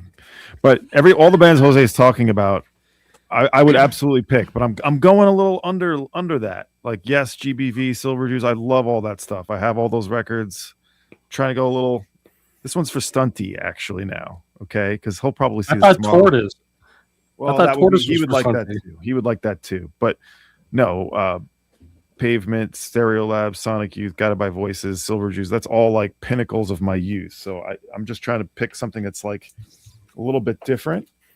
So we're going to go with this record that started the other great label out of Chicago. When you think about like Chicago, or think about like the 90s, Chicago was like the place for rock bands, for indie rock, absolutely. Mm-hmm. And the label Cranky started with this record. Dom. This is and so everyone will probably know this band's name, but you may not actually have listened to them, or I mean, obviously some of you have, but you'll probably know of them. If you want to hear, like, I always think of this band as creating like music that would be on the Twin Peaks soundtrack, but wasn't on the Twin Peaks soundtrack. It's sort of like the start of drum, like when it comes to indie, like ambient and post rock and drone, all that stuff started with this band. They're out of Virginia. And I read the book a couple of years ago, I'm With Stupid, which is a history of Chicago's independent music scene, and specifically one of the co-founders of the Cranky label. And this is the very first release on Cranky. Came with the 7. It's on this horrible green vinyl, but they used to sign all of their, I think all of the early records have a note from Mr. Cranky,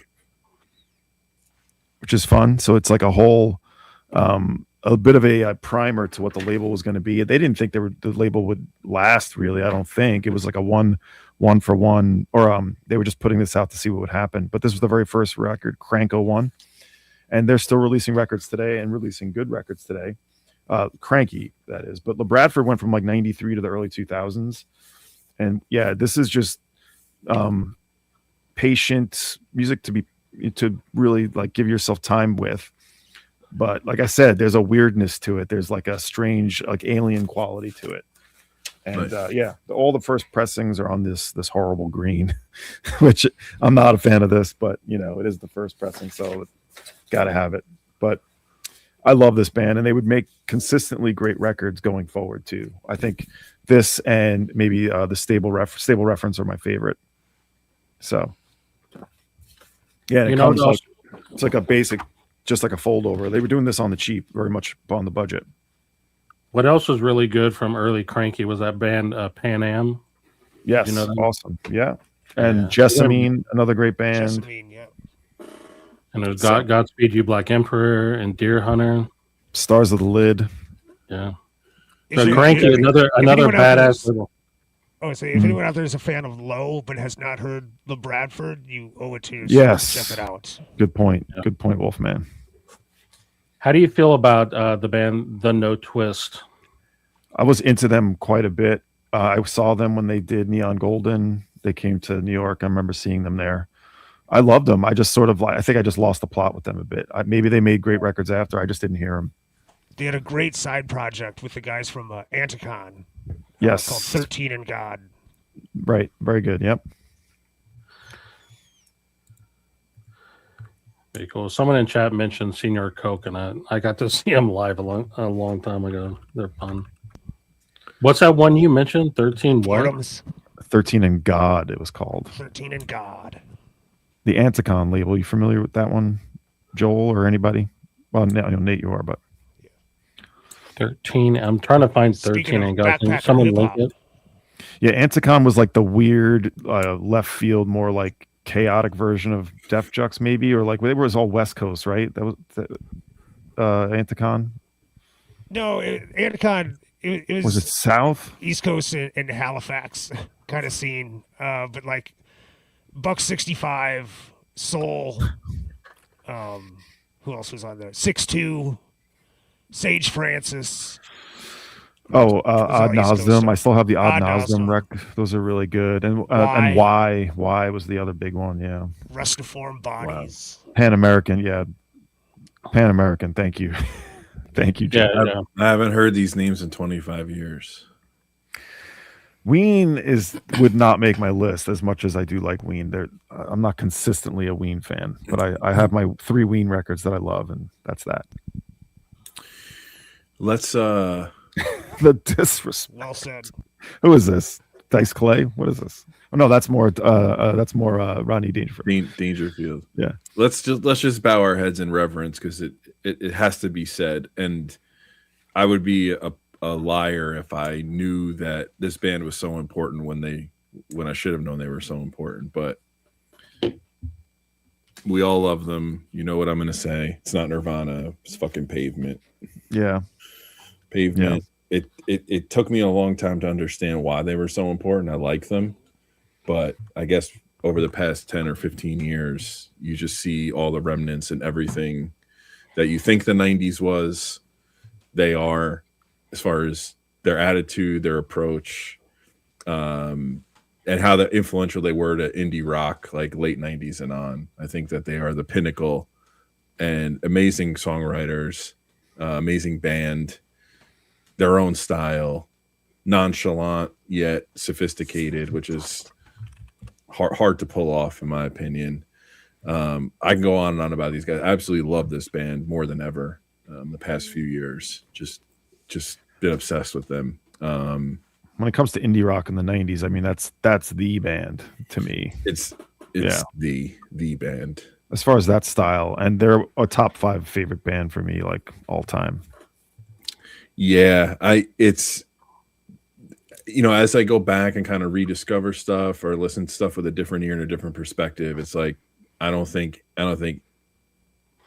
anybody's better than them in the 90s from a rock perspective. That's maybe a bold statement, but I wish I knew it at the time when I was a kid. I just didn't know better. But yeah, Pavement for sure. No Pumpkins mentioned tonight. Not that I would. We're not done. We're on our 4th pick yet. That wasn't that 5th? Wasn't that 5? Well, I've only done 4. No, Maybe that you was just only did your 4. 5th. We're on the last round now. Oh, okay. Sorry. So here comes Smashing Pumpkins troll. It gets confusing. It gets confusing because Joel does like seven artists around, so he sneaks them in. Because they're related. I told you, like I'm making connections here. Is this where he tries to convince us that Adore is the best one? Oh, get out. There was always somebody that said that too. No, Gish is the best Smashing Pumpkins album. No. And Jose, I didn't mention Skinny Puppy because I mentioned 9 Inch Nails. You know, they were the gateway for a lot of people to get to Skinny Puppy. Skinny Puppy has gotten enough airtime on this stream. It has not. No, it has not. The best Pumpkin at Pumpkins album is the one on Mute. I think that's the best Pumpkins album. I think Pisces Iscariot, anyone? I love that. That was my favorite as a kid. I love that one. All the B-sides? Yeah, I love those. Yeah, the Airplane Flies High is a good box. Sloan, right. There we go. Bring it. To me, Gish was a total game changer, though. Like when that album came out, like that's what I liked about the big bands from the '90s, like the big major label ones, is that they were all different. You know what I mean? Anyway, Jason, what you got, man? Okay, released in 1995, Bush. What? Just kidding. No, you got to show Razorblade Suitcase. Speaking of Bush Vig.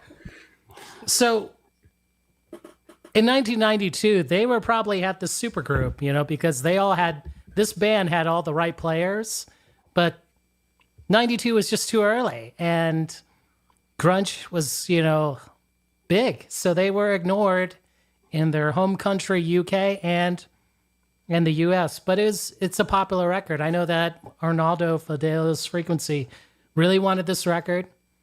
Wolfman and I actually saw it at, what's that store? Oh my gosh. It was like $300, Wolfman. It was crazy. I'm talking about 1992, The Dusk. Oh, yeah. Wow. Yeah, that was at Agarda. Yes, $300. My gosh. You know how much I paid for mine? 3. 290. There we go. There we go. $4.99. That's the Rojas style. So anyway, back to this. You have Matt Johnson, of course, singer, genius behind the. Then you have like Johnny Marr, right? I think you have the guy, what's his name, Ellison, and then the drummer from ABC. Like these guys are not jokers. Oh, like these guys are all players. And this record, I remember seeing it at Brand X, which was a late night TV show in Cincinnati, like public access, and they would show alternative videos. They showed like that Echo and the Bunnymen post Ian McCulloch. They showed this record. It was just like eye-opening. Like MTV would not touch this, unfortunately. But did you say that people weren't ready for this album, considering? Well, no, I mean they just times had changed. You know what I'm saying? Like times drifted. So we were ready for Mind Bomb and Infected. We just weren't. We were no longer ready for Dusk. Right. It just flew under people's radar. Like now, people want this record. They're paying a lot of money for this. Like it's nuts to me. But I mean, it's true. I mean, Carbon Records is right. Like they did play this. Like I also did see that. So you're right. But I mean, 92, like it was just different. Like this was not like a popular record in 92. Like things had shifted. Definitely. I think that cover is the face that Jose is making at these choices of ours. I know. Let's just Jose. There you go. I mean, it could have been people like viewed them as kind of being from that 80s time. And in 93, people were like squarely in the whole grunge thing. Right. It was over for like, again, UK supergroups. Like it was over. Like nobody, I think Johnny Marr was having a tough time during 93, Yeah. So that's my pick. $5. It's a great album, man. $5, Buster. And you definitely, if you don't, I mean, the people in this chat know it, but you should definitely check out Mind Bomb and Infected as well. It's great.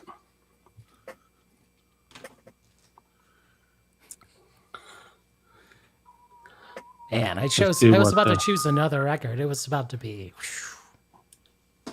I thought we were getting the laws out of you, Jason. Unexpected. Well, I couldn't find that record. It was not in the box. So. Oh wow, yeah, the laws. All right, before I get into pick number 5, some quick honorable mentions. Is that allowed? Absolutely. Yeah, go ahead. I'll go fast. I'll just show. As long as it's not one of our. Sunny Day, okay.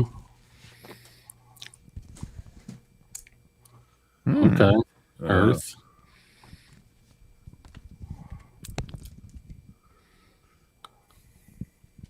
Sleep. Wait, what?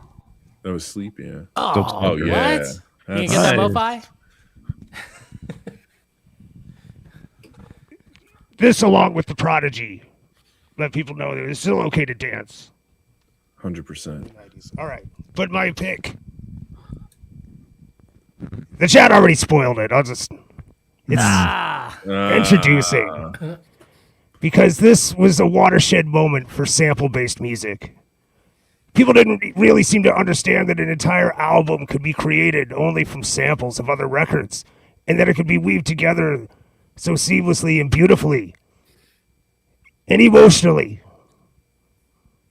So, it really kind of opened the gates for a lot of bedroom producers. And we're still seeing the effects of that today in the whole lo-fi scene. So, I mean, it's really kind of hard to argue with the importance of this particular record. I mean, there were other records that were made entirely of samples before this and afterwards. But, I mean, this really was kind of like the moment where it all kind of came together. It's been years since I heard it. Oh, you got to revisit it. I have it. I do have it. Oh, so good. Is that like a Desert Island disc for you, Nate? No, Desert Islands don't. Who's listening to records there? You know what I mean? I'm looking for food in a way to attract some kind of a rescue operation. I really liked his Private Press album too. That was a really good one. Yep, as well as the preemptive strike compilation, because that had High Noon on it. Oh right, yep. Actually, yeah, the Avalanches. Yvonne mentioning that right now. I mean, I think that was a direct result of this record, and Since I Left You is one of the best dance albums of all time. Of all time. Yeah, just take it. Go for it. Yeah. It's up there now. Hell yeah. That was a good pick. Fuck. That was a good pick. Very good. So my last pick has already been picked. It was going to be Fugazi. I feel like I'm gonna do a. I have to do a honorable mention, and the only reason I'm not picking it is because I don't have it to show, and that's Green Day. I know how people feel about Green Day these days. Whatever. Really? Which one? What Dookie? I mean, I'm going with Dookie because Dookie really is the one that gave them mainstream success. But Dookie does qualify for my criteria because they were a gateway, right? Does anyone really know who? Is anyone talking about Op Ivy today? Without, for a lot of people, they discovered Green Day with Dookie, and then they went back and they found the other bands from Lookout, like Op Ivy, right? So I have to mention Green Day. I also does anyone give a shit about Blink-182? And I know people don't care about them or whatever, but Green Day, did really popularize punk music.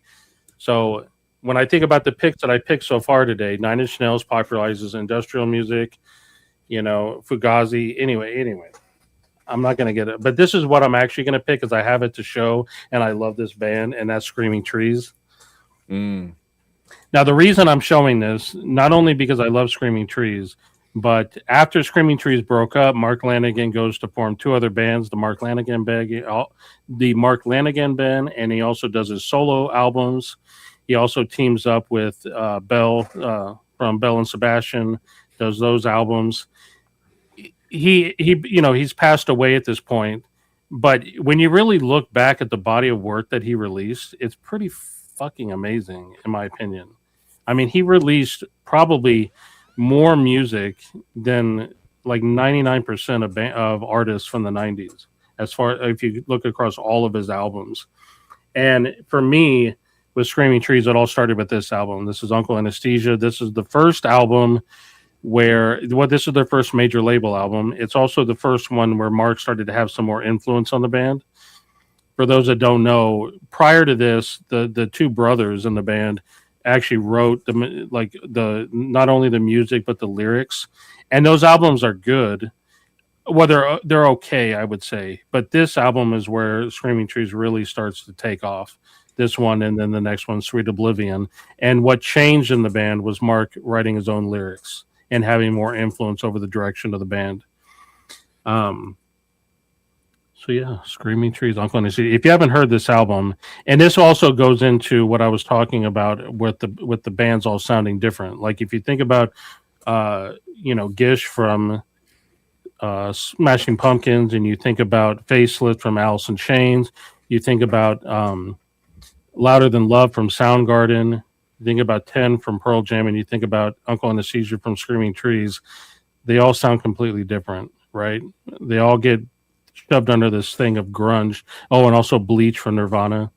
I can't believe no one's mentioned Nirvana. We were joking around about no one mentioning them, but really no one mentioned them. But anyway, Screaming Trees, if you haven't heard them, they're fucking amazing. And Vinyl Kicks, I could have talked about the Muffs. I got to meet Kim. I did an interview with her.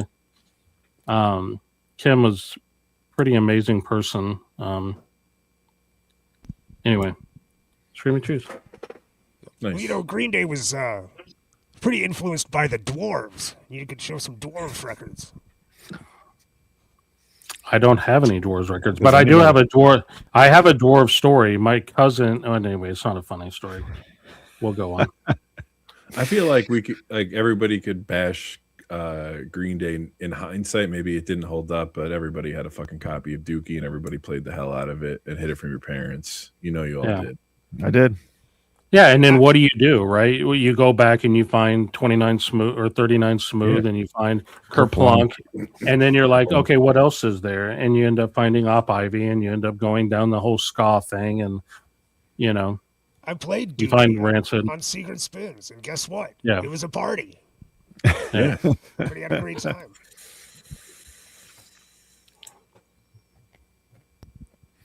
Who's next? My turn. I was gonna say to Grass that this is really the forerunner for post rock, even before Godspeed, which was label mates later. But this really, to me, even before Godspeed, and Godspeed is a good pick for me. I actually like Godspeed's more later work than their classic work for me. That's me. But I'm gonna pull a Wolfman and show some honorable mentions first. Some of them more like ones I would have picked, but a little more obvious, like Modest Mouse. But I discovered them around 2000. So, is that your favorite Modest Mouse album? Yes, because that's my favorite. That album's fucking perfect. It is perfect. I go back and forth between this and the second, but I actually might choose this. I might. Yeah. My favorite, Built to Spill. I mean, classic guitar rock. Gastro del Sol deserves a mention. This is from 95, 96. Yeah, Jim O'Rourke, David Grubbs, of course. This is an important band. Bedhead. I would love to talk about Bedhead, but I always talk about Bedhead. I'm going to do a video on them. Lesser known, but American Analog Set. I listened to this band a ton. But my pick is, and this was sort of mentioned, did anyone talk about Elephant Six? You really do. This is my pick, though. Neutral Milk Hotel. And when I think of records that people are still discovering, that was my barometer for this a lot of the time when I was picking these records. People are still buying and discovering this every week. The second album, In the Airplane Over the Sea. Not to be followed up since, although their popularity and the legacy of this band has only grown. It's really Jeff Mangum's project, but it's everyone, the way these bands worked at the time, they all played and produced each other's records, and it was a real interesting little scene of everyone sort of supporting each other. And the documentary about the Elephant Six label is really excellent. This is from 98, I believe. On Merge Records, big label. Yeah, I would say, Joe, I don't listen to this really that often anymore, but at the time, this was constantly on repeat. There's a crazy thing about how to determine if you have a first pressing. It's like the color of the label. It's a slight different tan. I have like a second or third pressing. I don't even know. But in any case, yeah, the Merge Records, of course, we didn't talk about any of those bands. The North Carolina Chapel Hill scene. That's a big one for the 90s. But I think they deserve a mention. Wonky, the only reason I didn't mention Bikini Kill is because I thought Joel probably would have. Well, I mentioned Team Dresch. I thought, like I always talk about Bikini Kill, so I mentioned Team Dresch to go in a slightly different direction, but I name dropped Bikini Kill. You did. Hey, just quickly before we move on, Wolfman, you showed Sunny Day. They're one of my legit favorite bands, and I got to see Jeremy when he toured solo, like forever ago, and it was a small venue. It was like a tiny venue, and I got to see him play the solo album. If you like Sunny Day and you haven't heard any of Jeremy's solo stuff, I highly recommend it. He did an album called World Waits, one of my all-time favorite albums. But all the Sunny Day stuff, they were touring not that long ago, and they were supposed to come here, and then they canceled. And I think they rescheduled it, but I wasn't able to make the rescheduled date. But I was really looking forward to be able to see Sunny Day again. How many records did he make? Because I just remember the first one, the Return of the Frog. Yeah, he made like 4. He made technically 4, but 2 of the albums, I don't know the story about it, but the first album was Return of the Frog Queen. The second one was World Waits. Then he did a third one called The Missing Link, but they had some shared songs. Maybe he redid them. I'm not quite sure what the story was there. And then he did one album after that. It's called like OK something. Yeah. Not OK Computer. Yeah, but World Waits, to me, that's his magnum opus. Because a lot of times, you know, the thing with Sunny Day, they always talk about is, you know, the lyrics are just are kind of goofy. They don't really mean anything. World Waits, actually, those are really, you know, those are actual song with lyrics like you can relate to. And yeah, people are mentioning. Someone mentioned Unwound, really great. Oh, yeah. Lungfish, Great call. Yeah. yeah. Same. So honorable mentions for me would be the Roots. Two bands that really started in the 90s but probably peaked like Wilco did would be more Chiba and Bright Eyes. I think both of those groups are sorely underrated. And now for the most anticlimactic finish of any stream we've ever done, the most influential, Beatles. important band Right. of the 90s And the anthology series. is Nirvana. Okay. No, it's the truth, man. It's the truth. And my criteria for Nirvana is I think they're the only 90s band that you could buy a t-shirt in Target. So to me, like if that's what it comes down to. I think that Nine Inch Nails you might find, no? Well, between Joy Division, Guns N' Roses. between and Joy Michael Ward. Division, Joy Division and Nirvana are the two T-shirts that people wear the most, who have no idea who the band, like what the T-shirt is. Yeah. I mean, it's just some B-list reasons why. I think that Kurt's inclusion of feminist lyrics in his music was overlooked and not really recognized till later on in life. I also love bands that when you hear their influences, their music doesn't really sound anything like it until you hear their influences and you make the connection. So what he was listening to and what he writes about, what really the whole band writes about is not what I expected. Dave Grohl talks about ripping off disco for his drumming on Nevermind. Kurt obviously heavily into melody and 60s rock and stuff like that. So yeah, I mean, Do you know the Bikini Kill connection with Nirvana? I don't. So Yeah. Kathleen Hanna. So Dom, you want to tell it, Dom? I believe she came up with, or she wrote "Smells Like Teen Spirit" on the wall or something. Oh, right? Yeah, she wrote Kurt smells like Teen Spirit. Yeah. Right. I did. And know so that. I didn't Kathleen really- Hanna also in the Sonic Youth video. So there's a lot of people. So yeah. No one mentioned Sonic Youth, although I mean, are they 90s or I guess they're 90s. I think they're more 80s. Their best period's the 80s, though. I mean, as Yeah, much as I that's do the like the thing. 90s records. Record collector thought I'd mention Dave Matthews Band. I think Fish was enough. I didn't want it to get canceled from the stream in perpetuity. But yeah, D&B is hugely important in the 90s. No one mentioned the Chili Peppers. Yeah, not even a whiff. Not even a pep. I was going to Just- mention L7. We're going to show L7. some memorable, come on now.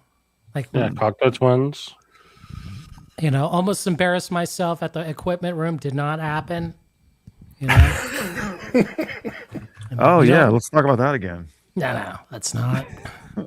They may be watching. Yikes. But these are also the reason I didn't mention Cocktail Twins is because like they technically started in the 80s. I mean, we did not No. mention greatness, greatness here on Turd Brown vinyl, Wow. and my personal favorite.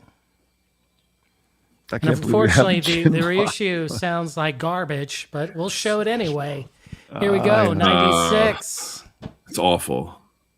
That's one of the worst pressings of any vinyl I've ever come across. They Except for signed it, Jellyfish, right? Jellyfish, everybody's new favorite band. Oh yeah. but man, They did sign it, though. yeah, That's it's something. great. I was like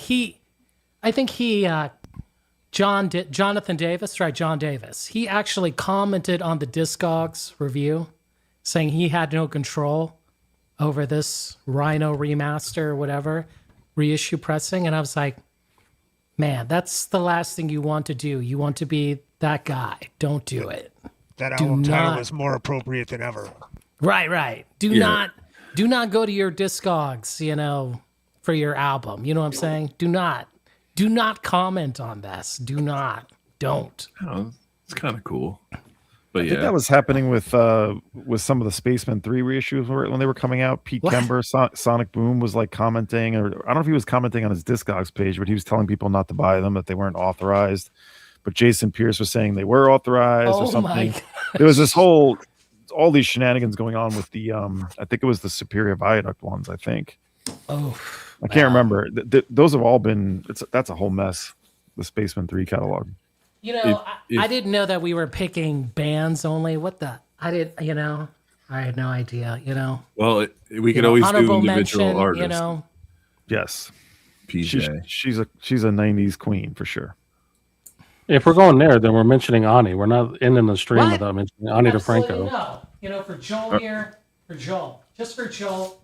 Ani DeFranco beats the shit out of PJ Harvey. We're going to go there. For Joel, this is for you. This is the better version. Okay. Sarah McLachlan. Okay. What is that? What are you talking about? There's absolutely zero relation between Sarah McLachlan and Ani DeFranco. What is that anyway? What is that? This is the audiophile version, Joel. Audiophile version of what? Make yourself big. I need to see this. Wait, hold on. Joel, you're taking Ani over PJ Harvey? Any day of the fucking week, dude. Any day of the fucking week. And I don't want to talk shit about PJ Harvey, but if all you assholes are going to be talking shit about Ani, turn it around. What is I'm this? just saying. I've seen Ani. I'm like the only. Is it a combo of fumbling yeah. Oh, that's weird. When did this come out? Holy shit!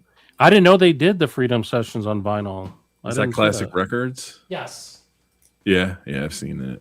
And shout out to this troublemaker. You're gonna be in the Rock and Roll Hall of Fame. No one's gonna deny you. No one will deny you. You may not show up. You know. Okay. She should be there. You know. Not over Badu.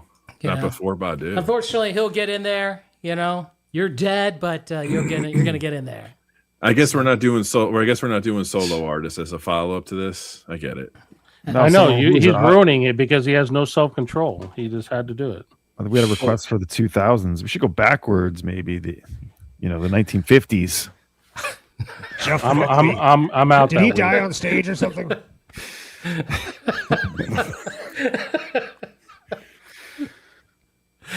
Okay, do me a favor, Jason. Tell everybody in the chat what you said before we started the stream. Don't remember what. Where you said you didn't think we could talk for 2 hours about the 90s, so you really wanted to include some 70s shit in there. Well, no, we didn't talk about any 70s shit, you know? That's what I'm saying. So because you did a good job, and I want to reward you for talking for 2 hours about the 90s, like, God forbid, you want to show your Bowie thing? If there were only 4 of you, you wouldn't have made it. Wait. Before we get to that, I just want to wrap up with one thing. So remove our youth from and our involvement in the 90s, right? Try to be unbiased. Where do you think this decade stacks up versus 50s, 60s, 70s, 80s, and 2000s? What? You had a legend. He's going to be a Rock and Roll Hall of Famer. He sang like a scared bird. That's what he sang. Like, I saw it in person, you know? The 60s, 70s, 80s didn't have Savage Garden. Also true. Okay. Right. No Ace of Base in that era, you know? I think it was the best decade. You do? No kidding, yeah. Hold up. Let me get one for Cesar. Hold up. Let me go get it for him. What do you think, Joel, about the 90s? Where does it rank for you? Well, I mean, it ranks. I think it slightly beats out the 80s for me personally, but I definitely think it's better than the 2000s. But if we think about, so I'm planning on doing like a stream, or I've been planning it for a while. When you think about the kind of stuff that was ushered in the 90s, right? You're thinking about Belba DeVoe and Boys to Men, stuff like that in the early years, and you think about what in 1999 what we ended with. It's a huge. Like, there's so much music released in the 90s of different 99. Styles. Huh? Don't you think that's the 99 happened? Yeah. Well, my favorite album of 1999 I have as the Hot Rock from Sleater Kinney, because it has my favorite Sleater Kinney song of Get Up. But I think it's really a question of your age, right? Like in a way. Like your favorite decade's going to be the one that you sort of like your salad days when you were finding everything. Yeah. Yeah. All right, for Caesar. Don't take. But you have I mean, we're living in the good old days right now. There's a lot of good music coming out. There is. You think about the maturity in the hip hop scene, right? I mean, you could talk forever about that, Chris. That happened in the 90s. Yeah. Oh yeah. Do you have a copy of Live, Jason? Yeah, throwing copper, man. Clear vinyl. I just threw up on my mouth a little bit. Yeah, you want to hear it, Joel. So for Cesar, we did not forget, because we're going to do this video. We're going to do it and do this hardcore because Joel let me down, You had no more You copies. let yourself down. You let yourself down. No. You slept on it. Nah. Come on. You slept on it. Everybody bought them, but That's victim Jason blaming, Joel. was lagging behind. So- then well after it sold out, then Jason's like, "Oh, please." I mean, what's Joel, do you going have on any in this copies? cover, Cesar? Something's going up here. Yeah. So, 1990, Soda Stereo. Man, this record. You don't have to reveal anything, but did you do the shootout yet? No, because I had to go find this in my boxes, go to the post office to get this, So, should I show the good one? Wait, hold on. Why did you have to go to the post office? You could have gone down to Innoveneer and got it. Oh. No, they didn't have it. Zing. Went there last week. They didn't have it. It was sold out. Oh, really? Yeah. It's a fail, Joel. All right, so should Listen, I show it? Schubert dip. Yeah, show it. You know you want to. No, maybe not. Maybe we won't. It's just too much. How can we tie? How can we tie it to next week's topic? We'll talk about best albums of the 70s or the 60s, whenever that came out.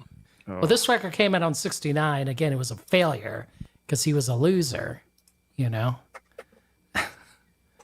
Should I just show it? I'm going to show it. And then he would make Come on, his let's worst show it. album after that. Just show it. Oh, really? You think the next record was terrible? Really?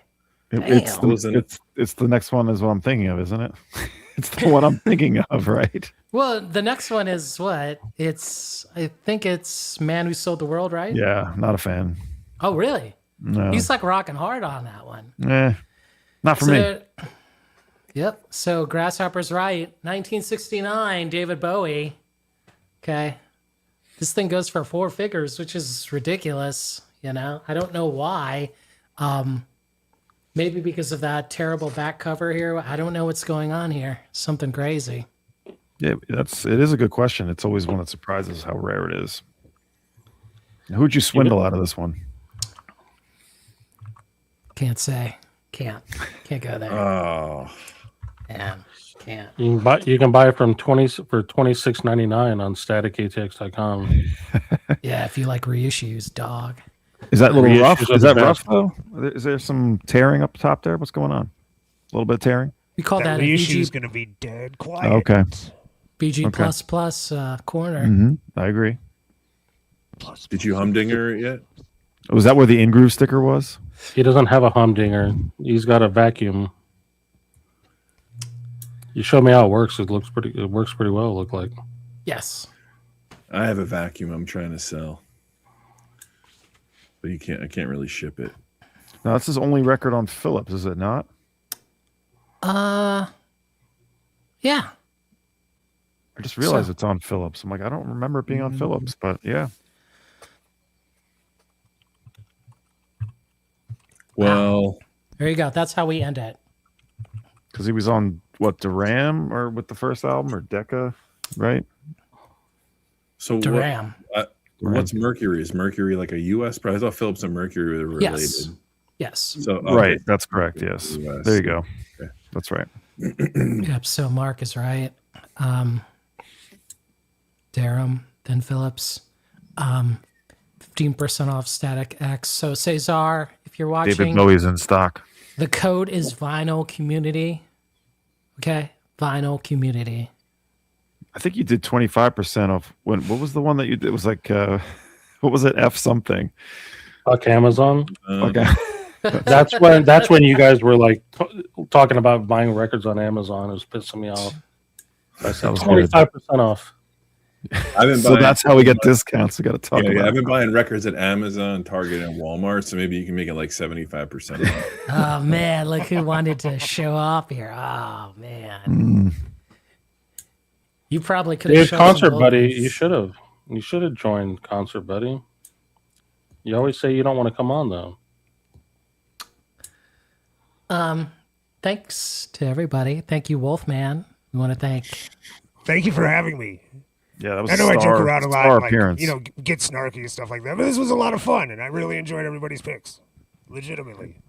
You have great insights. Except for Same. except for one. Well, Show Who's it the again, one? Jason. that's why I started. what with do you that one. mean? Show that Bush record again. Come on. Is that what you really want to end this on? I mean, again, I think Marker said it best. I mean, you should be glad I did not show live throwing copper. I mean, you would have fallen down. You would have been like, what the hell? Your placenta would have hit the floor. My gosh. I mean, for Concert Buddy, I didn't get to the indie section with all the bees. Like, otherwise I would have shown the Black Crows. Like, I went to see them during that tour. They were amazing. The second album, holy smokes, All right. I want to thank everybody in the chat. I want to thank Joel, Static ATX, Dom, Seeking a Thread, Chris, Thank Groove you. Seeker. And you really want to see that Bush record again? Do you? You remember that Concert Buddy mentioned Chumbawamba? Do you guys remember that that course. knockoff they did? Like, remember they couldn't do Tub Thumping as a single, so there was like that band that did the knockoff of the song, and What? they put it out. You guys don't remember this in record stores back in the day? There was I some remember that ordeal. song. Sounds like course. something Chumbawamba would do. No, it was like some ordeal. They couldn't do. Everyone wanted Tub Thumping, but they couldn't. There was some legal thing or whatever. So, It's so gone. another band basically covered it. They changed the name. It was something like Chumbawamba, but it wasn't Chumbawamba, and that's how you could get the single of Tub Thumping. Anyway, All right, everybody. I put Mr. Wolfman's stream coming up on the chat. 10 minutes. We'll see you next time, everybody. Thanks. Thank you. Night, everybody. Peace. See you soon. Dom, there's nothing wrong with Bush,